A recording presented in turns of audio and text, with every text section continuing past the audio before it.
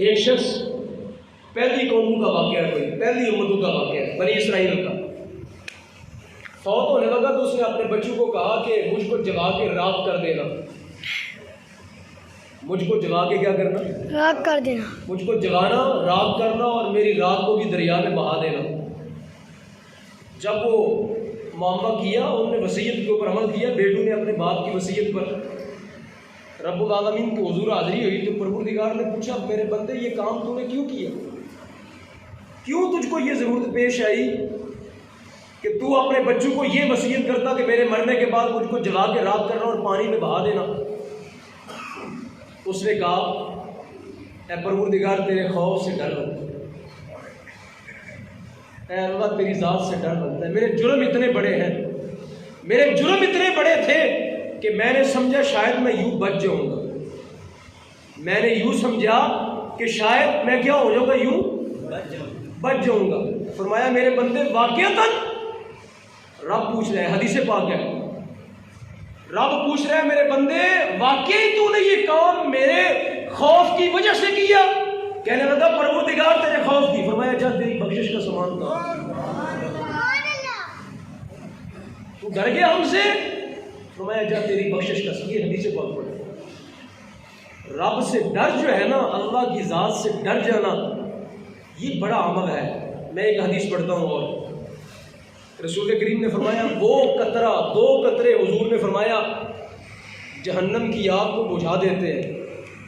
वो जहन्नम जो बुझने वाली नहीं है किसी से, रब ने 1000 साल जलाया तो उसकी आग सुर्ख हुई, फिर रब ने 1000 साल जलाया उसकी आग सफ़ेद हुई, फिर रब ने 1000 साल जलाया उसकी आग काली हो गई। उसकी आग क्या हो गई?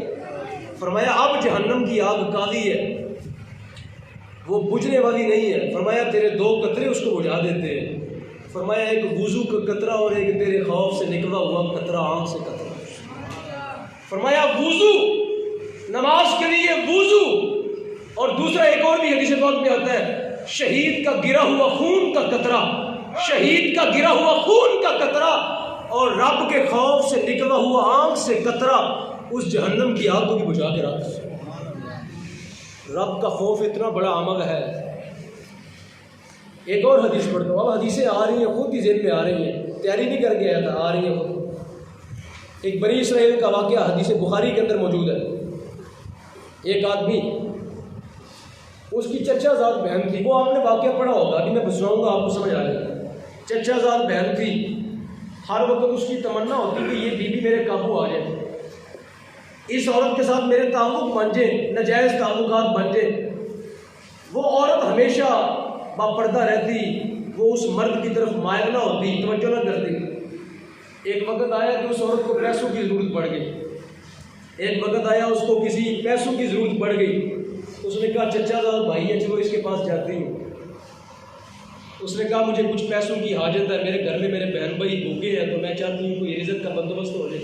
उसने कहा शर्त वही है, वो हवस का मारा, वो नफ्से अम्मारा का दबा हुआ शख्स, वो रसूल करीम अलैहिस्सलातु वस्सलाम ने फरमाया वो अल्लाह की रहमत से और इताअत से दूर। वो कहने लगा शर्त वही है जो कई सालों से तुझे मैं कह रहा हूँ, मरती क्या ना करती। उसने कहा पूरी कर लो, अगर बाज नहीं आते तो कर लो, पूरी कर लो। मैं हदीस के मुलफ़्फ़ज़ पढ़ने लगा हूँ, मैं हदीस के मुलफ़्फ़ज़ पढ़ने लगा हूँ। हदीस पाक में आता है हत्ता कि वो औरत उसके सामने लेट गई, बिल्कुल वो हालत बन गई, ज़िना वाली हालत बन गई। जब वो इस हालत में थे ना, वो औरत रोती है और कहती है खुदा के खौफ से अब भी डर जा, अब भी रब के खौफ से क्या आ जा, बाज आ जा, ये जिसका हक है उसके लिए रहने दे। उस औरत की बात में शायद इतनी तासीर थी, इतना वजन था कि वो मर्द यकदम पीछे हट गया, पीछे हट गया। वो औरत उठ के घर चली गई। वही बंदा एक दिन किसी मुसीबत में गिरफ्तार हो गया, रब की बारगाह में अर्ज करने लगा, ऐ अल्लाह अगर वो काम मैंने तेरी ज़ात के लिए किया था ना, अगर मैंने तेरे खौफ से वो काम किया था तो मुझे इस मुसीबत से बरी कर दे, मुस्तफ़ा कहते हैं अल्लाह पाक ने उसको बरी फरमाया। क्या क्या बात क्या समझ आई? रब का खौफ इतना बड़ा अमल है कि उस बंदे ने उस खौफ खुदा को वसीला बनाया। क्या बनाया? मुसीबत से निकलने का वसीला बनाया। शामिल मोहतरम, आज वसीले बनाते हो लेकिन कभी खौफ खुदा को वसीला बनाते थे? आज वसीले बनाते हो बड़े कि या अल्लाह मेरी ये भी दुआ कबूल कर, ये मेरी दुआ कबूल कर। खौफ खुदा वाली सिफ्त लेके आ, अल्लाह तेरी मुसीबतें दूर फरमा दे। वो खौफ खुदा को पेश करना, अपनी जिंदगी का खौफ खुदा, कोई अमल किया है रब के हुजूर खौफ खुदा वाला, वो अमल पेश कर, अल्लाह तेरी मुसीबतें दूर फरमा दे। अब सामने मोहतरम मैं आखिरी हदीस पढ़ने लगा हूँ, टाइम खत्म होने लगा है। रब की रहमत वाली आखिरी हदीस आपके सामने पढ़ने लगा हूँ। एक बंदा रब्बुल आलमीन के हुजूर पेश किया जाएगा कल क़यामत के दिन। ये हदीस है मेरे सामने, इब्ने माजा शरीफ सिहा सित्ता। रसूल करीम सल्लल्लाहु अलैहि वसल्लम ने फरमाया रब के हुजूर पेश किया जाएगा। रब्बुल आलमीन मैदान माशर के अंदर फरिश्तों को कहेगा इसका नाम पुकारो ऊंची आवाज़ में। ऊंची आवाज़ में सारे मैदान माशर को सुनाई दे। सारे मैदान माशर के सामने एक बंदे का, पता नहीं वो कौन होगा, हो सकता है मैं हूँ, हो सकता है मैं हूँ, मैं ही हूँ, अल्लाह वो मुझे ही कर दे, या आप में से कोई हो, रब जाने कौन होगा वो, किसका नाम पुकारा जाएगा। रब्बुल आलमीन फरमाएंगे इस बंदे का नाम पुकारो। नाम पुकारा जाएगा। परवरदिगार पूछेंगे बता तेरे नामा माल में कोई नेकी है? कहेगा या अल्लाह तू जान। रब्बुल आलमीन फरमाएगा इसके गुनाहों के दस्तरखान खोलो, जरा इसके गुनाहों के रजिस्टर खोलो। गुनाहों के रजिस्टर खोलेंगे कितने? फयुनशरु लहू तिसअतुन व तिसऊना, एक कम 100, एक कम कितने, क्या बोलते हैं इसको, 99, एक कम 100 रजिस्टर खोल जाएंगे। एक कम 100 रजिस्टर खोलेंगे। अच्छा हर रजिस्टर कितना होगा? इतना होगा। मैं ये बताने वाला हूं, जरा सुनो मेरे रब की रहमत का किस्सा, रब के रहमत की कहानी सुनो बंदो। इतना होगा नहीं, मुस्तफा करीम फरमाते हैं हर रजिस्टर पता है कितना होगा? मद्दुल बसर, फरमाया जहां तक निगाह जाती है इतना लंबा रजिस्टर होगा। अब बंदे की निगाह कहां तक जाती है? बोलो यार कोई तो बोले, बंदे की निगाह कहां तक जाती है? जमीन से उठाया बंदा, बंदे की निगाह कहां चली जाती है? आसमान पे चली। इतना बड़ा एक रजिस्टर होगा बंदे के जुर्म का, और कितने होंगे? 99 होंगे, 99 रजिस्टर होंगे।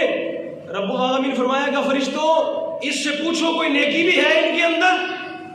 वो डरेगा या अल्लाह कहां से आई है, वो डरेगा, यहाँ वो डरेगा, कांपेगा, ऐसे ऐसे ऐसे ऐसे वाइब्रेट होगा, कांपेगा, टांगे उसकी खड़ी नहीं होंगी।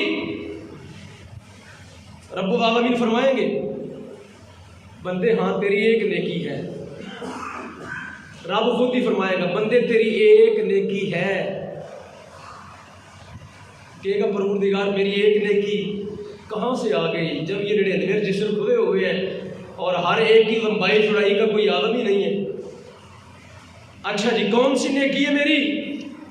परवरदिगार आलम कौन सी नेकी है? रब्बुल आलमीन फरमाएंगे एक वो लाओ, एक छोटा सा सफ़ा है, बुताका, अरबी ज़ुबान में बुताका कहते हैं उसको, ये इसको भी कहते हैं जो पासपोर्ट है इसको भी बुताका कहते हैं। एक सफ़ा निकालो भाई इसकी नेकी है, उस सफ़े पे लिखी हुई। वो कहेगा या अल्लाह ये 99 मेरे गुनाहों के रजिस्टर है, ये एक सफ़ा क्या कर देगा? ये एक सफ़ा उन जुर्मों पे भारी कैसे हो जाएगा? रब्बुल आलमीन फरमाएंगे हाँ हाँ ये एक सफ़ा उन पे भारी हो जाएगा। मिजान लगाया जाएगा, 99 रजिस्टर एक तरफ रखे जाएंगे, बुताका कागज़ का टुकड़ा एक तरफ। वो 99 रजिस्टर क्यों हो जाएंगे? वो झुक जाएंगे, वो बुताका क्या हो जाएगा? भारी हो जाएगा। वो एक सफ़ा एक टुकड़ा कागज़ का भारी हो जाएगा। ए रब्बुल आलमीन बता तो सही क्या लिखा हुआ है इसके अंदर, जिसने सारे जुर्मों के ऊपर पानी फेर दिया? रब्बुल आलमीन फरमाएगा इसमें मेरी तौहीद और मेरे मुस्तफ़ा की खत्म नबूवत लिखी है। फरमाया इसमें लिखा हुआ है ला इलाहा अशहदु अल्ला इलाहा इल्लल्लाह व अन्ना मुहम्मदन अब्दुहु व रसूलुहु। फरमाया इसमें लिखा है कि मैं रब एक हूं और मेरा मुस्तफा आखिरी नबी है।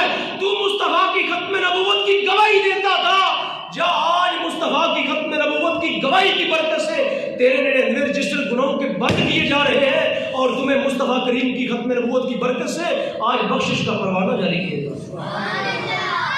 सामीन मोहतरम, पता चला कि रसूल करीम सल्लल्लाहु अलैहि वसल्लम का वफादार होना, मुस्तफा की इज्जत का पहरेदार होना, अल्लाह की सच्ची तौहीद को मानना, रब के साथ किसी को शरीक न बनाना, ये इतना बड़ा अमल है कि तेरी जिंदगी के सारे गुनाह इनकी बरकत से माफ हो सकते हैं।